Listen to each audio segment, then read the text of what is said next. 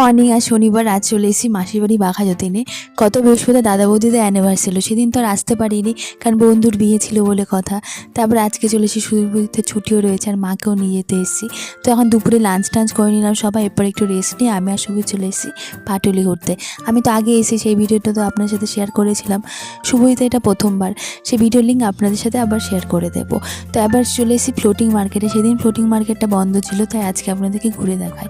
বেশিরভাগ দোকানই আজকে অবহেলার শিকার, প্রায় দোকান বন্ধই হয়ে গেছে, মানে ঠিকঠাক মেনটেনেন্স করা হয়নি, অল্প 2-4টা দোকান খোলা রয়েছে। তো ঘুরে টুরে এখন বেরিয়ে পড়লাম।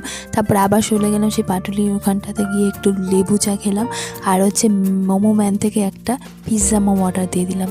দেখে তো বেশ লোভনীয় লাগছিল মোমোটাকে, আর খেতেও কিন্তু দুর্দান্ত ছিল। তো আমার মনে হচ্ছে 150 টাকা কিন্তু উসুল হয়ে গেছে। এরপরে রাতে ডিনার করে মাসির বাড়ি থেকে বেরিয়ে পড়লাম বাড়ি যাওয়ার উদ্দেশ্যে। তো আজকের মতো এইটুকুই, টাটা।